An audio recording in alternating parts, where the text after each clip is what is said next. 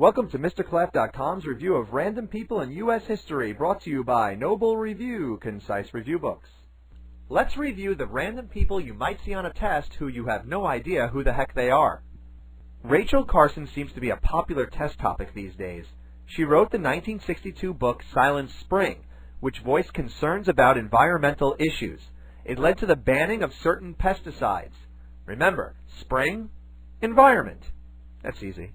From the 1960s to the 1980s, Cesar Chavez of the United Farm Workers called for boycotts to help farm laborers get better pay and safer working conditions in industries such as grapes and lettuce.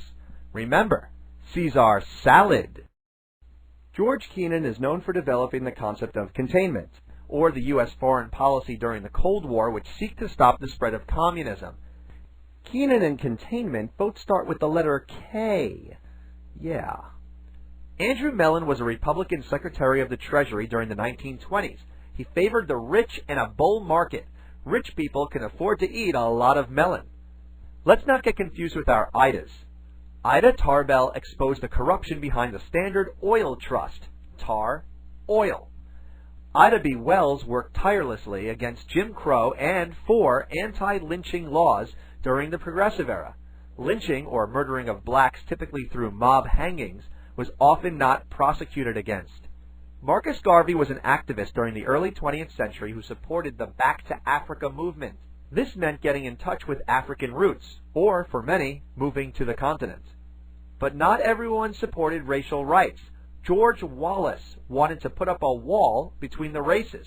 He was a 1960s segregationist who ran for president, and lost. Horace Mann was a guy during the 19th century who looked to increase the amount of public education in the country. Man, did he love public education. Around the same time, believe it or not, George Ripley founded the utopian settlement of Brook Farm, where a religious community looked to provide for the common good. Let's distinguish between Betty Friedan and Phyllis Schlafly.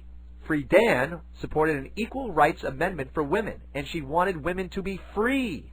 Dan? Phyllis was against the feminist movement.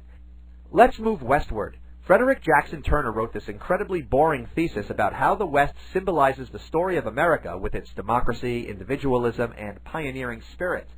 But with westward expansion came the removal of Native Americans, which Helen Hunt Jackson spoke out against.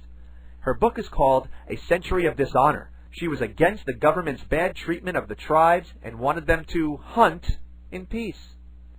For reviews of the entire curriculum, please subscribe. For more review, you can get free flashcards and review sheets at MrClap.com. We also invite you to check out Noble Review in both paperback and ebook formats. Best of luck on your tests.